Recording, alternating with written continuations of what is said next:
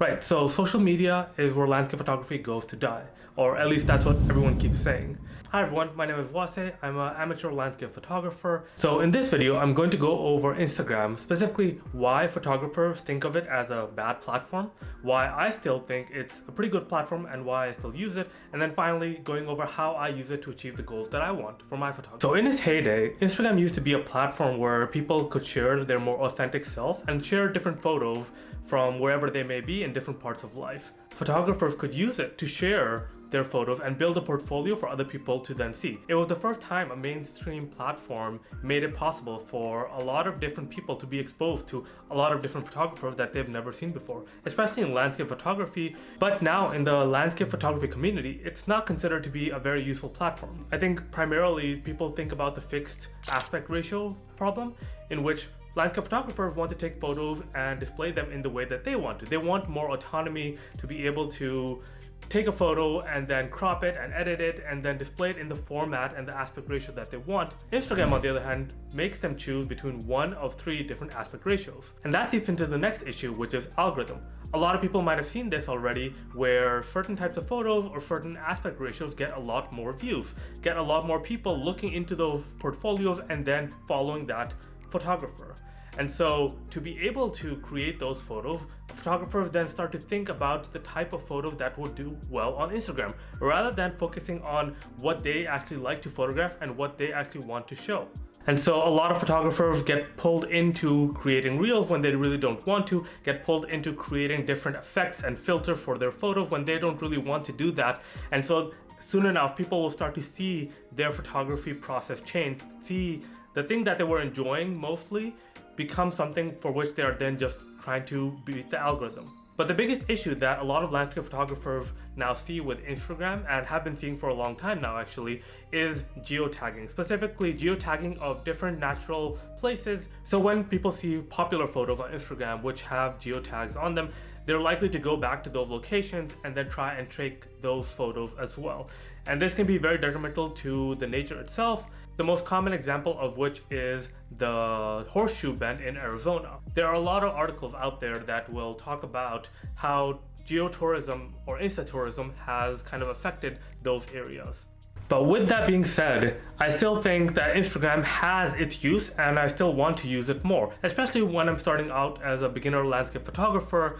Instagram is where I will first go to see different photos. Instagram is where I might have been inspired to actually do landscape photography because I saw different photos that I also then wanted to create. There are just so many different landscape photographers on Instagram, and it's really hard to go to everyone's different website and then look at their photos there. Sure, for some of the photographers that you really enjoy, it might be possible to do that, but over time it becomes really difficult to do that and people like more convenience. And so as a landscape photographer, I know that posting on Instagram might be my best way to actually share my photos with other people. And that's something I think everyone really wants to do when they're in landscape photography, is to actually share their photos, to have other people enjoy those photos, which they can do on the website as well, but it's much more difficult to do that. And then when you're starting off in photography, you don't really want to set up a whole website just to be able to share your photos. Instagram has a much lower barrier to entry, which makes it much easier for new photographers to then start posting on Instagram and then building a following there, sharing their photos, and hopefully developing their style along the way. I've also found it to be a place where I can meet genuine people and interact with those people, to see their different portfolios, especially for local photographers, right? You might be living in an area which is considered boring in terms of landscape photography, but when you see other people also in that area taking different photos, you get a little bit more inspired by them. You can also reach out to them a lot more easily on Instagram and then collectively form a community around it. But to use Instagram effectively, I've realized that there are several things that I've had to do to make it so that, one, I don't get pulled into using Instagram just as a social media escape and end up doom scrolling through it, and two, being able to use it in a way where I can protect the sanctity of my landscape photography without worrying about catering to the algorithm of Instagram. One of my most recent things I've done is to turn off like viewing for photos. I really don't want to look at my photos and then immediately look down and see the number of likes, because that will internally make me think of it as a proxy to how well that photo has done. Having turned that off now, it has become much more enjoyable to actually share photos on Instagram without worrying about how well they're doing and just simply thinking about the people who might be gaining value from watching and looking at your photo. From the very beginning as well, I didn't really subscribe to this idea that you have to post your best photos, because for me, I think when you're starting off, you don't really have good photos, especially when you compare them to all the other photos on Instagram. And so what I've done is basically post the best photo at the time when I'm taking the photo. So 6 months down the line, I may have completely different photos, but I'm not going to go back and delete them.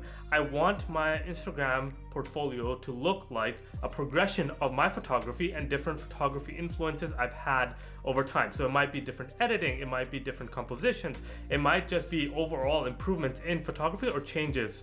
And so I want that to appear on my Instagram because I want others to be able to see where I came from, what I'm doing now, and what my style looks like. Now, when I use it to interact with other people, sometimes I don't want Instagram's algorithm to feed me different photos that I don't really want to look at.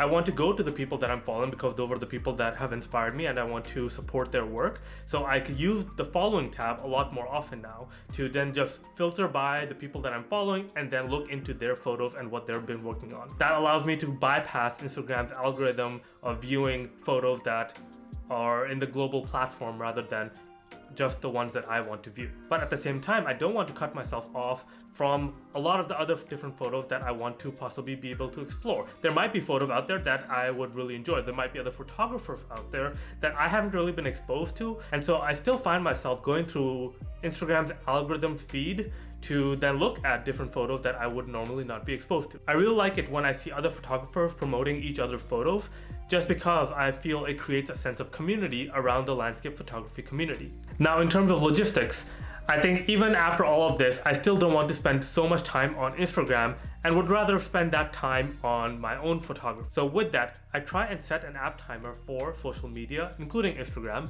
to limit the amount of time per day I spend on the platform. This has made my life drastically easier just because I don't end up going to Instagram for a certain thing and then end up scrolling through everything else, right? I'm able to limit the amount of time and use my time efficiently when I'm on Instagram to do the thing that I actually want to do, whether it's posting my own photos or looking at other people's. But at the end of the day, Instagram is a platform that we don't own, right? We don't have access to the algorithm, we don't control who sees our photos or how they're shown. And so I still think it's really great to actually set up your own website to be able to showcase your photos there in the way that you actually want them to be seen. Sure, you might not get as much traffic there, but people who are genuinely interested in your photos can still go to your website and check out your portfolio there the way that you had meant for it to be seen. Thank you so much for watching. I hope you enjoyed this video. If you have other ways in which you try and optimize Instagram as a landscape photographer or any other photographer, please comment down below. And if you're not already subscribed to this channel, hit the subscribe button down below, and I'll see you all next time. Bye.